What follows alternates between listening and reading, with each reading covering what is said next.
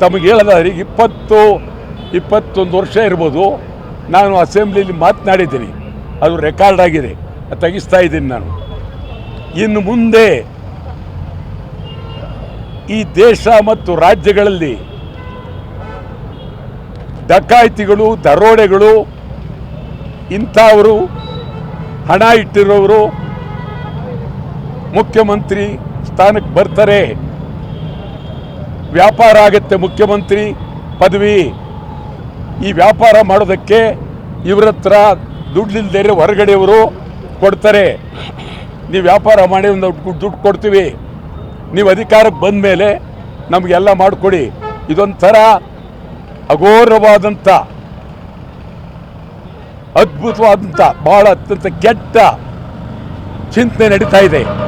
ನಾನು ಹೇಳ್ತೀನಿ, ಇದು ಸುಮ್ಮನೆ ಅವರ ಹೈಕಮಾಂಡ್ನವರು ಬದಲಾವಣೆ ಮಾಡೋದಾಗಲಿ, ಯಾವುದೇ ವಿಚಾರದಲ್ಲಿ ಅವರು ಕೈ ಹಾಕಬಾರ್ದು.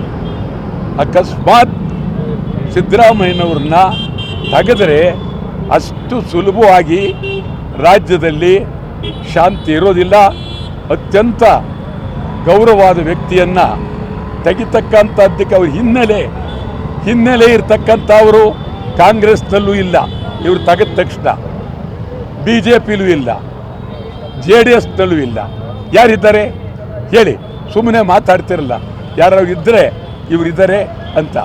ಮುಂದಿನ ಚುನಾವಣೆಯಲ್ಲಿ ಮುಖ್ಯಮಂತ್ರಿ ಆಗ್ತಕ್ಕಂಥ ವ್ಯಕ್ತಿ ಅಂಥವ್ರನ್ನ ಒಂದು 10 ಜನರನ್ನಾದ್ರೂ ನೀವು ಹಣ ಕಾಸು ಕೊಡದೆ ಚುನಾವಣೆಯಲ್ಲಿ ನಿಲ್ಲಿಸಿ ಗೆಲ್ಲಿಸಿ ಅಂಥವ್ರನ್ನ ಮುಖ್ಯಮಂತ್ರಿ ಮಾಡಿದ್ರೆ ಈ ರಾಜ್ಯದಲ್ಲಿ ಆಡಳಿತ ಚೆನ್ನಾಗಿರುತ್ತೆ, ರಾಜ್ಯಕ್ಕೆ ಗೌರವ ಬರುತ್ತೆ, ಮುಖ್ಯಮಂತ್ರಿಗೂ ಗೌರವ ಬರುತ್ತೆ.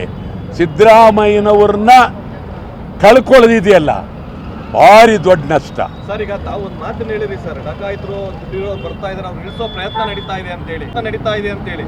ಆ ರೀತಿ ಮಾಡ್ತಿರೋಂಥವ್ರು ಯಾರು ಸರ್? ಮಾಡ್ತಾ ಇರೋರು ಡಕಾಯಿತರು ಈ ರೀತಿ ಒಂದು ಪದ ಬಳಸಿದ್ರಿ ಸರ್, ಯಾರು ಆ ರೀತಿ ಮಾಡ್ತಾ ಇದ್ದಾರೆ? ಸಿದ್ದರಾಮಯ್ಯನ ವಿರೋಧಿಗಳೇ. ತಮಗೆ ಹೇಳೋದಾದ್ರೆ 21 ವರ್ಷ ಇರ್ಬೋದು, ನಾನು ಅಸೆಂಬ್ಲಿಲಿ ಮಾತನಾಡಿದ್ದೀನಿ, ಅದು ರೆಕಾರ್ಡ್ ಆಗಿದೆ, ತೆಗಿಸ್ತಾ ಇದ್ದೀನಿ ನಾನು. ಇನ್ನು ಮುಂದೆ ಈ ದೇಶ ಮತ್ತು ರಾಜ್ಯಗಳಲ್ಲಿ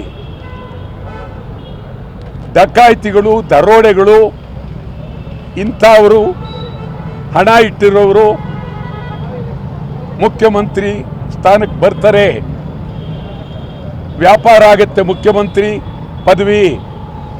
ಈ ವ್ಯಾಪಾರ ಮಾಡೋದಕ್ಕೆ ಇವ್ರ ಹತ್ರ ದುಡ್ಡಿಲ್ದೇ ಹೊರಗಡೆಯವರು ಕೊಡ್ತಾರೆ. ನೀವು ವ್ಯಾಪಾರ ಮಾಡಿ ಒಂದು ದುಡ್ಡು ಕೊಡ್ತೀವಿ, ನೀವು ಅಧಿಕಾರಕ್ಕೆ ಬಂದ ಮೇಲೆ ನಮಗೆಲ್ಲ ಮಾಡಿಕೊಡಿ.